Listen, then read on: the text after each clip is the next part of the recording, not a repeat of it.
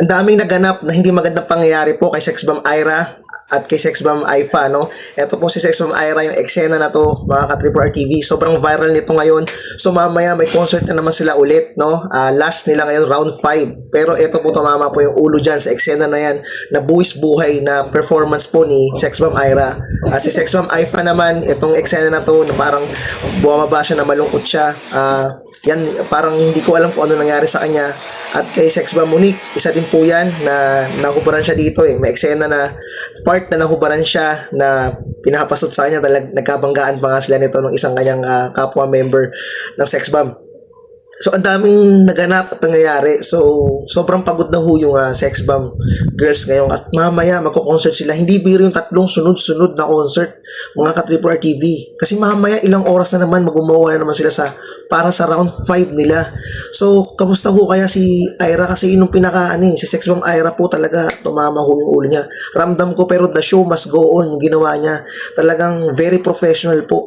At kahit alam ko, maramdam kong masakit yun, no? At si Sexbomb Aifa, eto, makikita mo sa performance niya na hindi na po talaga parang walang hunggana at nababash na ho yung iba. Alam niyo naman yung bashers, nandiyan na yan. Diba? Ito yung performance niya na parang wala ho na ho siyang gana, pagod na. At alam kong binibigay ng Sexbomb girls para sa lahat ng fans nila. Sobrang ho ang pagmamahal at sobrang demanding na ho tayo. Baka sakaling pwede natin pagpahingahin na yung Sexbomb. Huwag na kayo mag-demand ng concert ha. Alam ko may world tour sila pero aabangan naman yun, pero kailangan nila magpahinga. So kung may provincial na silang show na concert, wag muna. So pagpahingahin muna natin yung Sexbomb kasi baka syempre yung health nila, baka may mangyari aksidente dahil hindi biro yung 3 sunod-sunod nga na concert na yun, mga ka-Triple R TV. Sobrang hirap nun ha. Dala na ng pagod yan, di ba? Nung katawan nila baka nakakaramdam na pinipilit lang nila. Alam naman natin, hindi biro yung puyat. Pero yun yung concert nila, alas 8 nagsimula, yung round 1, natapos ng 12:30, sabi ng mga nakapanood. So 12:30, napakahaba nun ha. Ilang oras din yun, mga ka-Triple R TV.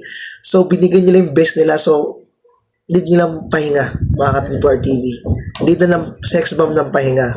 So yun lang, kung tayo mahal natin ng Sexbomb girls, wag na tayo mag-demand ng concert ha. Baka may mag-post na naman social media, another concert kasi dito naman kayo nakapanood. Wag ganun.